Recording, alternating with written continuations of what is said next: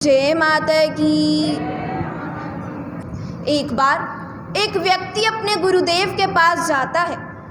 एक व्यक्ति अपने गुरु महाराज के पास जाता है और उनसे जाकर कहता है कि गुरुदेव, जब सत्संग पूरा हो जाता है, जब सत्संग पूरा हो जाता है, कीर्तन पूरा हो जाता है, तो हम फिर से सांसारिक कामों में लग जाते हैं। हम फिर से इस दुनिया के कामों में लग जाते हैं, तो फिर सत्संग में आने का क्या फ़ायदा है?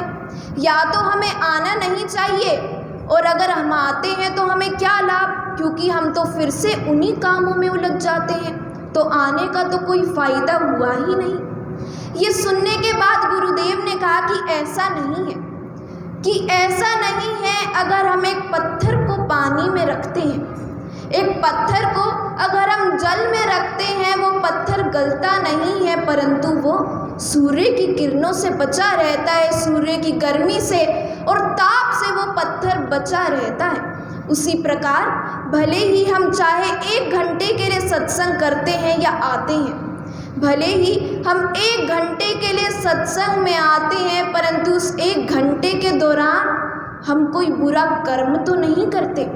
हम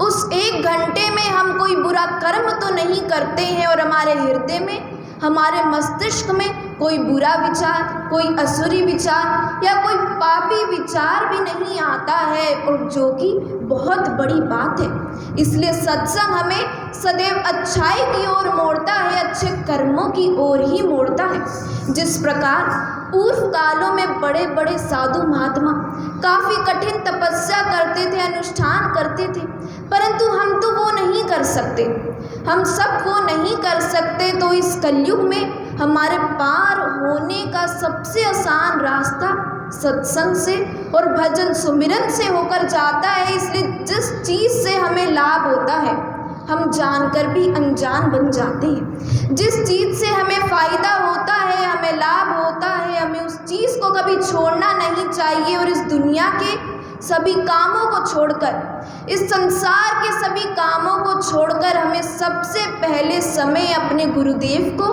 और सत्संग को देना ही चाहिए, क्योंकि गुरुदेव को हमारी आवश्यकता नहीं, गुरुदेव को हमारी आवश्यकता नहीं, अपितु हमें गुरु महाराज की दया और उनकी कृपा की आवश्यकता कदम कदम पर है। भजन सुमिरन की आवश्यकता हमें जीवन में पग पग पर है। जय माता की।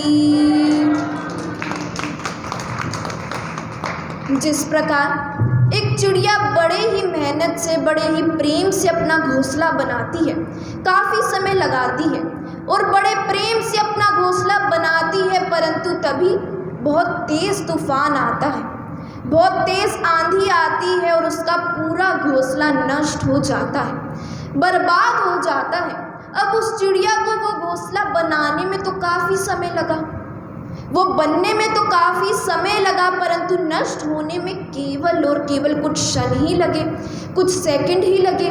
उसी प्रकार एक नकारात्मक विचार जब हमारे मस्तिष्क में आता है, एक बुरा विचार जब हमारी बुद्धि में आता है, तो वो हमारे सारे अच्छे विचारों को नष्ट कर देता है, अच्छाई को नष्ट कर देता है, हमारी सारी मेहनत को, हमारे सारे संघर्ष को बर्बाद कर देता है। इसलिए हमें सदैव नकारात्मकता से और नकारात्मक लोगों से हमें हमेशा दूर रहना चाहिए। जिस प्रकार जब जल गंदा हो जाता है, अगर किसी पात्र में जल है, पानी है, और वह पानी, वह जल गंदा हो जाता है, तो हम क्या करते हैं? हम उसे साइड में रख देते हैं, हम उसे छेड़ते नहीं हैं, और कुछ क्षणों के बाद देखते हैं तो गंदगी है, जो मिट्टी उस जल की है वो नीचे रह जाती है, वो पात्र में नीचे रह जाती है। उसी प्रकार जब हमारे जीवन में परेशानी आती है, तो हम काफ़ी बेचैन हो जाते हैं, हम काफ़ी घबरा जाते हैं, जो कि हमें करना नहीं चाहिए, अपितु शांति से गुरु महाराज के चरणों में जाकर सोच विचार करना चाहिए, जो कि गुरुदेव की कृपा से हमें सारी समस्याओं का हल अपने आप मिल जाता है। बोलो गुरुदेव महाराज की जय।